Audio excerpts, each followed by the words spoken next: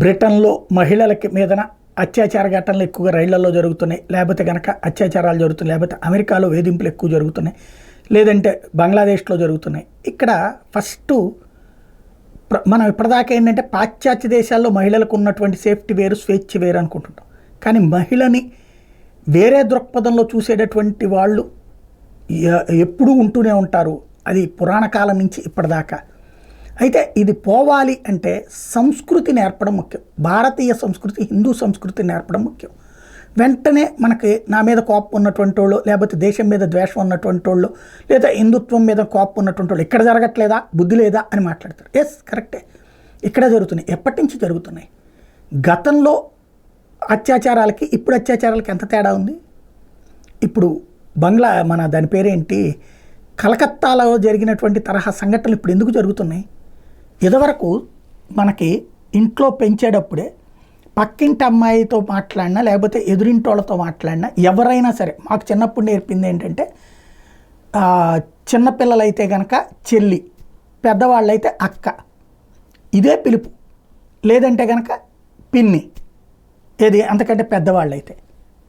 ఈ టైపులో నేర్పారు. కానీ ఆంటీ కల్చర్ కూడా నేర్పలేదు మాకు. ఆంటీ అని కూడా పిలిచేవాళ్ళం కాదు. పిన్ని, అత్త, అక్క, ఇదే పిలుపులు ఉన్నాయి. వాళ్ళని చూసినప్పుడు కూడా అమ్మాయితో ఎవరితో మాట్లాడినా సరే అసలు వేరే భావం కుదిరేది కాదు. ఎందుకని, అదే బంధాలు మా ఇళ్లలో కూడా ఉన్నాయి కాబట్టి మా చెల్లి ఎట్లాగో ఆ ఇంటి చెల్లి, అట్లాంటి వాతావరణాలు నడిచినాయి. అప్పుడు అసలు వేరే చూపు ఉండేది కాదు.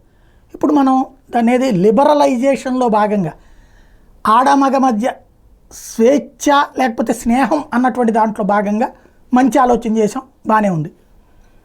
దాని ఇంపాక్ట్ వలన ప్రయోజనం జరుగుతున్నదా, నష్టం జరుగుతున్నదా అంటే ఈ నష్టం ఎక్కువైపోతుంది. ఆడవాళ్ళని విలాసంగా చూడటం, లేదా కోరుకున్నట్టు ఇప్పుడు ఫ్రెండ్షిప్ చేస్తున్నారు. అమ్మాయి ఏమో ఫ్రెండ్ అనుకుంటుంది, అబ్బాయి ఏమో లవ్ అనుకుంటున్నాడు.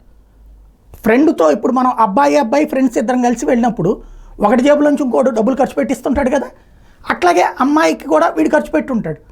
కానీ అమ్మాయికి ఖర్చు పెట్టింది ఆ అమ్మాయి రేపు పొద్దున నన్ను పెళ్లి చేసుకుంటుంది నా లవర్గా అని అనుకుంటాడు.